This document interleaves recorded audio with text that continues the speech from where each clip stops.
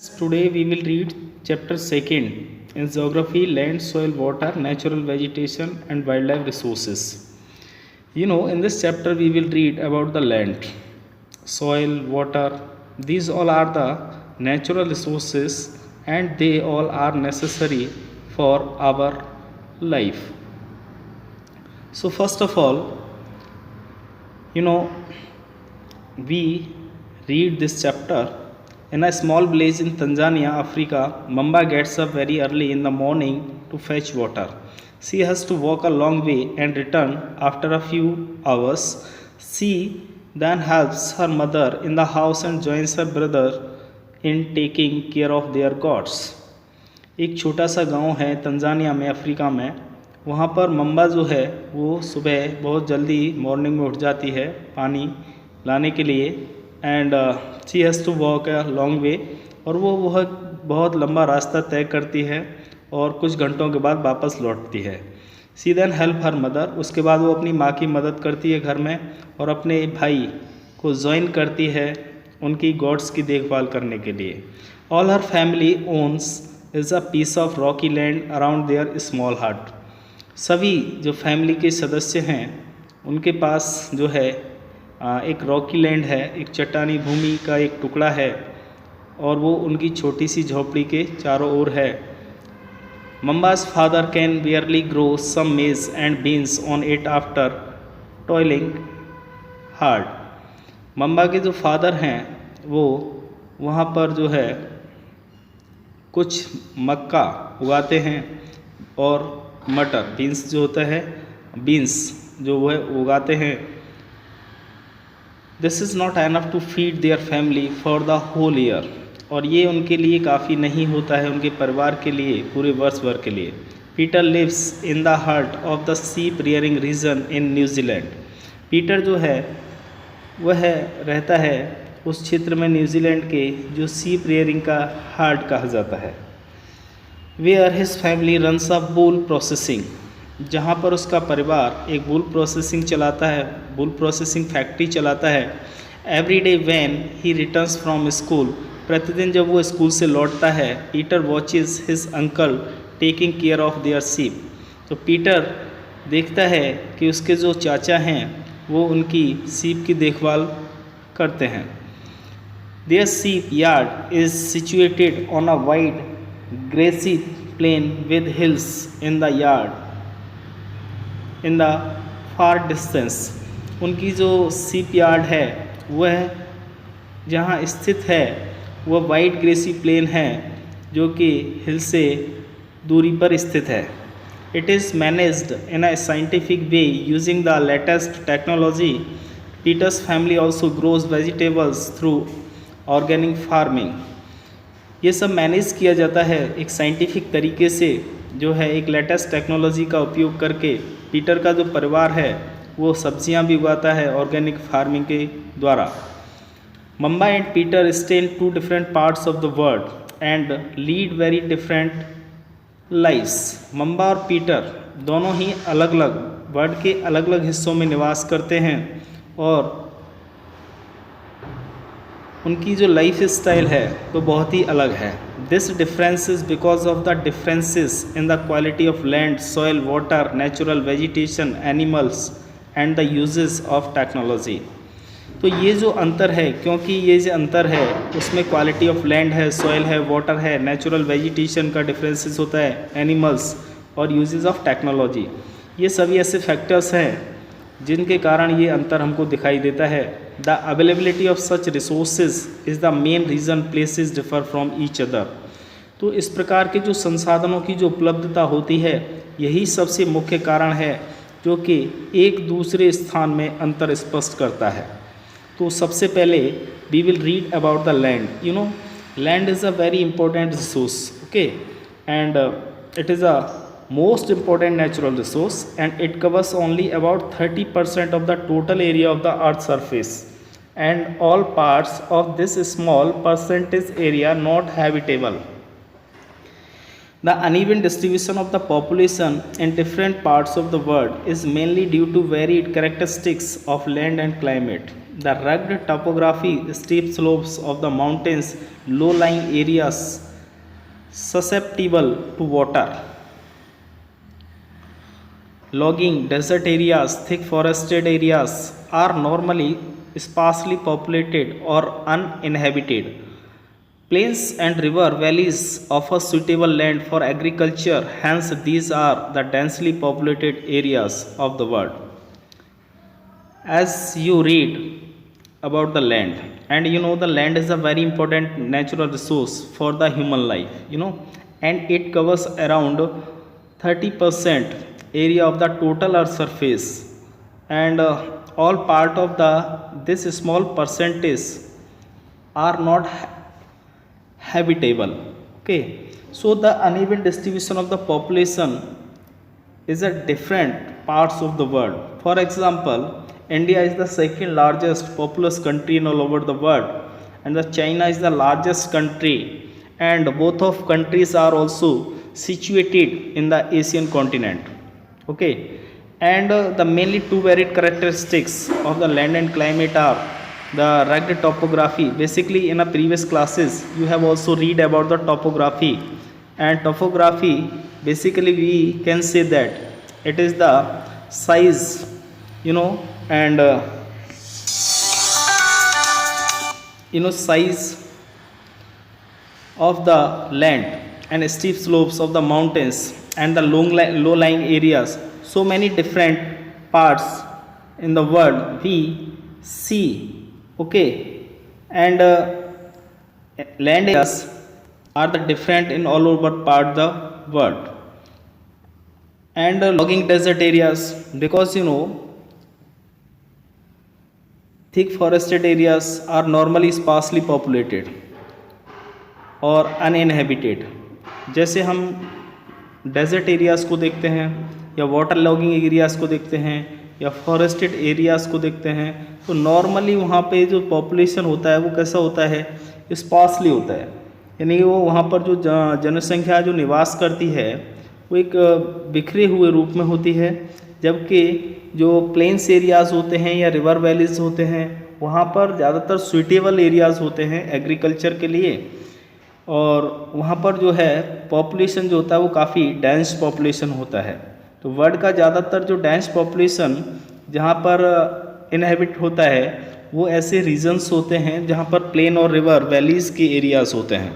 बाकी आप desert area है या फॉरेस्ट एरिया है या वाटर लॉगिंग एरियाज़ जो होते हैं उन रीजन्स के अंदर जो है स्पार्सली पॉपुलेशन जो है मिलता है। Now we will read the land use. Land is used for different purposes such as agriculture, forestry, mining, building houses, roads and setting up of industries. This is commonly termed as land use. तो land use किसको कहा जाता है? Land जो है वो basically अलग अलग उद्देश्यों के लिए जो है प्रयोग की जाती है, जैसे कि कृषि के लिए है, फॉरेस्ट्री के लिए है, माइनिंग के लिए है, और हाउसेस बनाने के लिए, रोड्स के लिए, और इंडस्ट्रीज़ को डेवलप करने के लिए। तो ये सभी जो है इन सब के लिए हमें भूमि की आवश्यकता होती है। तो इसको जो है हम कॉमनली जो क्या कहते हैं उसको लैंड यूज़ कहा जाता है, भू उपयोग उसको कहते हैं। Can you list out the different ways in which Bamba and Peter's family use their land? क्या आप एक ऐसा लिस्ट तैयार कर सकते हैं अलग अलग तरीके से, जैसे कि बम्बा और पीटर्स का जो परिवार है जो भूमि का उपयोग करता है। हमने अभी लास्ट सेक्शन में पीटर्स का स्टोरी पढ़ा और बम्बा का स्टोरी पढ़ा, दोनों में काफ़ी डिफरेंसेस थे। बम्बा जो है वो एक ऐसे रीजन में निवास करती है जहाँ उसे काफ़ी दूर से पानी लेकर के आना पड़ता है, काफ़ी समय उसमें उसका वेस्ट होता है, जबकि पीटर्स जो है वो न्यूजीलैंड के एरिया में निवास करता है, बम्बा अफ्रीका के रीजन्स में निवास करती है। तो दोनों का जो क्लाइमेटिक और लैंड है या वहाँ की जो क्लाइमेटिक कंडीशंस हैं वो काफ़ी डिफरेंट हैं। The use of land is determined by physical factors such as topography, soil, climate, minerals and availability of water.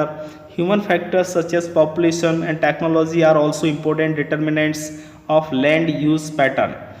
तो भूमि का जो उपयोग किया जाता है उसके कुछ फिजिकल फैक्टर्स होते हैं, जैसे कि टोपोग्राफी बताया, इसको हम हिंदी में कहते हैं स्थलाकृति, यानी कि जो भूमि की जो आकृति होती है उसका जो साइज होता है या उसकी जो संरचना स्ट्रक्चर जो होता है उसको टोपोग्राफी कहा जाता है। मिट्टी होता है, जलवायु होता है, खनिज होता है, या वाटर की उपलब्धता होती है। तो ये सभी कुछ ऐसे फिजिकल फैक्टर्स होते हैं जिनको हम भूमि के लिए डिटरमाइन करते हैं। और जो ह्यूमन फैक्टर्स होते हैं उनमें जैसे पॉपुलेशन होता है और टेक्नोलॉजी, ये दोनों ही ह्यूमन फैक्टर्स होते हैं और ये बहुत ही इंपॉर्टेंट डिटर्मिनेंट्स होते हैं किसी भी लैंड यूज पैटर्न के लिए। तो land can also be classified on the basis of the ownership as private land and community land. Private land is owned by the individuals, various community land is owned by the community for common uses like collection of fodder, fruits, nuts or medicinal herbs. So these community land are also called the common property resources. तो land को जो है हम दो हिस्सों में या एक तरीके से दो तरीके से डिवाइड कर सकते हैं। और on the basis of ownership, यानी कि हम on the basis of ownership का मतलब होता है स्वामित्व के आधार पर, जहाँ पर हमारा स्वामित्व हो। तो एक प्राइवेट लैंड होता है, एक कम्युनिटी लैंड होता है। तो प्राइवेट लैंड वह लैंड होता है जिस पर किसी एक इंडिविजुअल का अधिकार होता है, और कम्युनिटी लैंड उसको कहा जाता है जिस पर कि एक कम्युनिटी का राइट होता है, जो कोई कॉमन यूज़ के लिए उपयोग की जाती है, जहाँ पर सभी लोग उसको उपयोग करते हैं। जैसे एक कलेक्शन ऑफ फॉडर होता है जहाँ से हम लोग चारा वगैरह एकत्रित करते हैं, फ्रूट्स वगैरह या नट्स वगैरह या कोई भी मेडिसिनल हर्ब्स जो फॉरेस्ट रीजन से कलेक्ट किया जाता है। और ये जो कम्युनिटी लैंड होता है उसको हम कॉमन प्रॉपर्टी रिसोर्स भी कहते हैं, ठीक है ना। तो अभी हम जो आगे पढ़ेंगे, people and their demands are ever growing but the availability of land is limited. People और उसकी जो डिमांड्स हैं वो लगातार क्या हो रही हैं, बढ़ रही हैं, जबकि भूमि की जो उपलब्धता है वो कैसी है, सीमित है। क्योंकि हम लोगों की डिमांड्स तो लगातार क्या है, इंक्रीज हो रही हैं, लेकिन भूमि का जो एरिया है वो क्या है, एक लिमिटेड एरिया है। भारत का अगर आप एरिया देखेंगे तो करीब 3.2 मिलियन स्क्वायर किलोमीटर का एरिया है। तो वो 1947 में भी इतना था और आज भी इतना है। There is a no increment, है ना, there is a no increment in the land area of our country, but our population is growing after the 1947. In the year of 1947 our country's population was around 35 crore, but today's our population around 135 crore. So the major difference between the use of land, but land is limited, but our population is also growing. The quality of land also different from place to place. People started encroaching the common lands to build up commercial areas, and people started encroaching the common lands to build up commercial areas, housing complexes in the urban areas, and expand the agricultural land in the rural areas. Today the vast changes in the land use pattern also reflect the cultural changes in our society. Land degradation, landslides, soil erosion, desertification are the major threats to the environment because of the expansion of agriculture and construction activities. Because we are reading about the demands and the land, so the quality of land also differ from place to place. जैसे अगर हम देखें जो quality of land होता है वो क्या होता है, अलग अलग होता है अलग अलग स्थानों पर। जैसे हम प्लेन एरिया में जाते हैं तो वहाँ पर जो क्वालिटी ऑफ लैंड होता है वो बेटर होता है, क्योंकि जहाँ अगर हम नॉर्दर्न प्लेन की बात करते हैं तो नॉर्दर्न प्लेन के अंदर दो प्रकार का लैंड होता है, एक खादर होता है, एक बांगर होता है। तो दोनों की क्वालिटी भी अच्छी होती है, वहाँ पे अच्छा में जो ना क्रॉप्स प्रोडक्शन भी होता है। जबकि हम प्लेटिव रीजन में जाएंगे तो वहाँ की क्वालिटी ऑफ लैंड अलग होगा, कोस्टल एरियाज़ का क्वालिटी ऑफ लैंड अलग होगा, ठीक है, आइलैंड एरियाज़ का क्वालिटी ऑफ लैंड अलग होगा, डेजर्ट एरियाज़ का क्वालिटी ऑफ लैंड अलग होगा। तो सबकी क्वालिटी ऑफ लैंड क्या होती है, डिफरेंट होती है। तो जो पीपल्स होते हैं वो जो एनक्रोचिंग स्टार्ट्स करते हैं ना, तो उनके लिए जैसे कि कॉमर्शियल एरियाज़ को बिल्डअप किया जाता है, हाउसिंग कॉम्प्लेक्सेस बनाए जाते हैं। तो जो अर्बन एरियाज होती है वहाँ पर उनका एक्सपेंशन होता है। तो एग्रीकल्चर जो लैंड होता है वो रूरल एरियाज़ में होता है। आज अगर हम देखें तो बहुत सारे ऐसे परिवर्तन हुए हैं लैंड यूज पैटर्न में जो कि हमारे सांस्कृतिक परिवर्तन है, हमारे समाज में रिफ्लेक्ट करते हैं। तो लैंड डिग्रेडेशन है, लैंडस्लाइड है, सॉइल इरोजन है, डेजर्टिफिकेशन होता है। ये सबसे ज़्यादा मेजर थ्रेट्स होते हैं जो हमारे एनवायरनमेंट्स को लॉस पहुंचाते हैं, क्योंकि जब एग्रीकल्चर का एक्सपेंशन होता है या कंस्ट्रक्शन एक्टिविटीज़ को एक्सपेंड किया जाता है तो ये कहीं ना कहीं हमारे लैंड यूज पैटर्न को लॉस करता है। Now we will read conservation of the land resources.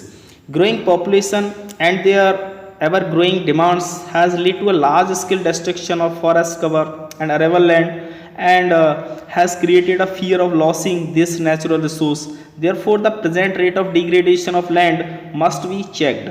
Afforestation, land reclamation, regulated use of the chemical pesticide and the fertilizers, and checks on overgrazing are some of the common methods used to conserve land resources. अब ये हमने इससे पिछले section में जैसे हमने पढ़ा कि किन किन कारणों से जो है हमारे लैंड को लॉस होता है ना, और हम लैंड का यूज़ कैसे करते हैं.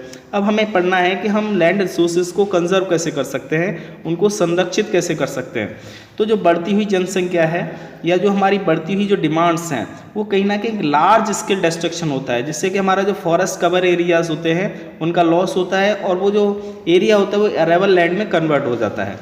और उसके कारण जो है हमें हमारे जो प्राकृतिक संसाधन हैं उनका लॉस होने का खतरा बना रहता है. इसलिए जो आज का जो वर्तमान में जो प्रेजेंट रेट है इसका डिग्रेडेशन ऑफ लैंड का, उसको चेक करना बहुत ही आवश्यक है.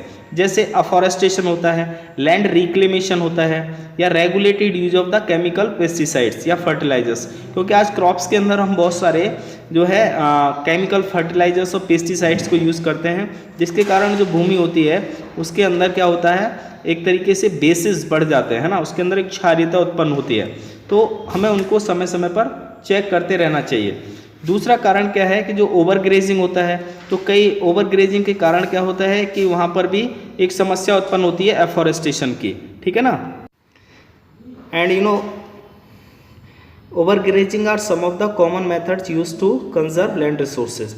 सो these all are the methods to conserve land resources. And tomorrow the next topic we will read soil.